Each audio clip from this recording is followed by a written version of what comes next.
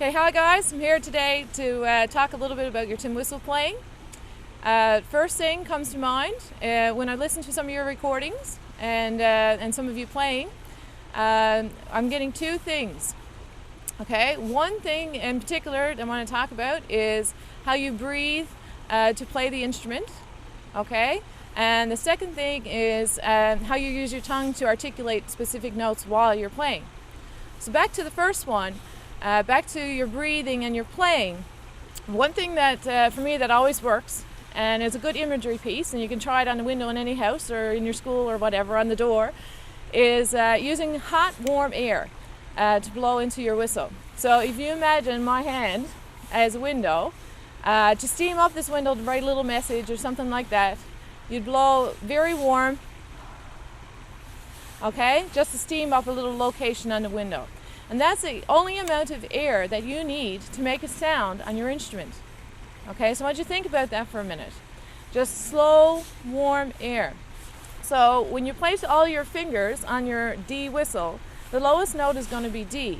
And that's that airflow coming through your whistle that you want to make that sound very nice. So soft, warm air, just like you're steaming up a window, and it sounds like this. Very low, very soft, very subtle. Okay?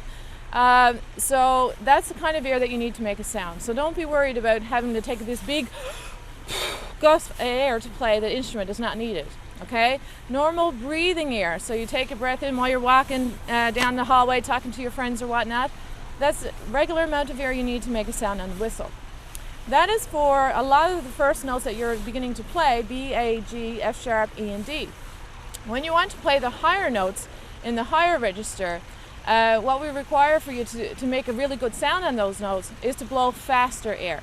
Okay, now I'm talking about the cold air when you would have, say for example, you put your finger in front of your mouth and you can feel the pressure on your finger and you can hear it when you blow through that, like this.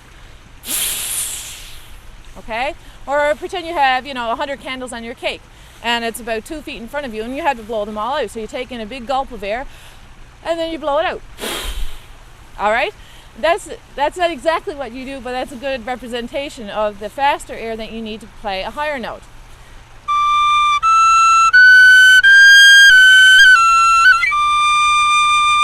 And get a really nice, rich tone while you're playing.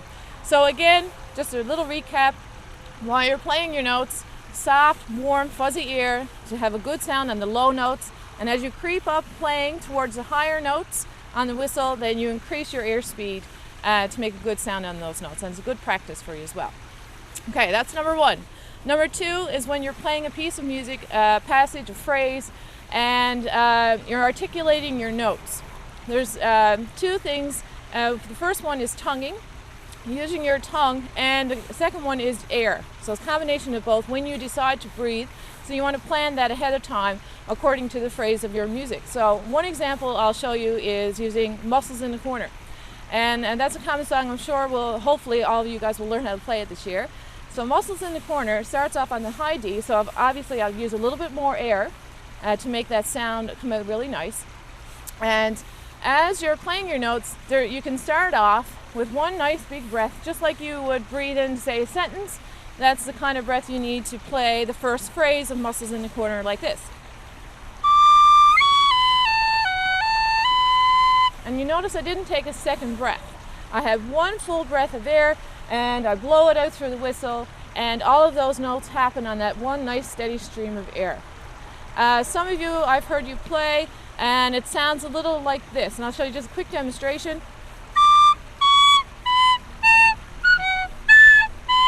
You notice that I'm stopping every single note. I'm breathing, I'm puffing my cheeks a little tiny bit. You might not have seen that. And also the notes on my whistle are squeaking a little bit. So if I concentrate on that one full breath of air to play through that passage, then it'll sound much more complete, much more musical, and pleasing to the ear as well. So it's okay to start off the note with a little ta. Okay, using ta inside your mouth when you're tonguing, so ta, ta, ta. One breath of air again, and if I played it on one single note, it would sound like this.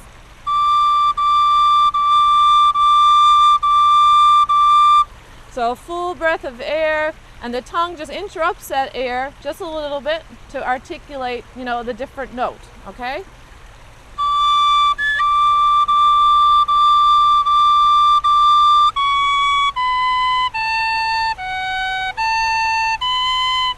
So I just played again that first part, and I tongued every single note. Now, some of you will start off playing like that, and you'll tongue each individual note, which is fine to begin with. But as you're playing faster, and a lot of these jigs and reels that we tend to play in Irish music and Newfoundland folk music, it gets a little bit difficult, unless you're really good at tonguing, to tongue every single note. Okay? The faster you get, then there's a coordination between your fingers and your tongue, and sometimes it's not always jiving together. So one technique we use is called slurring. And what slurring means is that you articulate the very first note of that passage of notes, and you blow through one breath of air while you play all of those notes. Okay? And that will enable you to play a lot faster.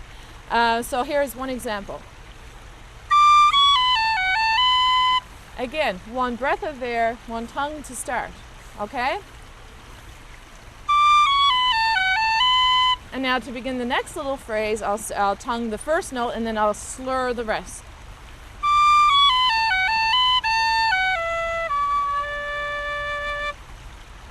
Just as an example. Okay? So tongue the very first note of the passage and blow through, play all the notes on that one breath of air, and then tongue again.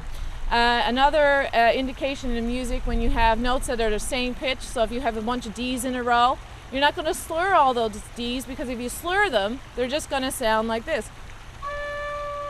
And there's no rhythmic indication that you're playing eighth notes, for example, or quarter notes. So when we have notes that are repeated in a row, then we would tongue them to separate them. Okay?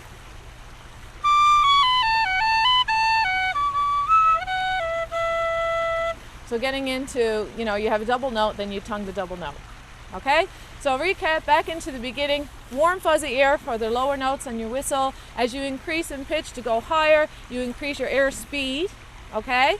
And then the second thing, just to recap, was tonguing on your whistle, singing ta in your mouth while you're tonguing, making sure you have a full breath of air to play the whole passage of notes, and to start off a phrase of music.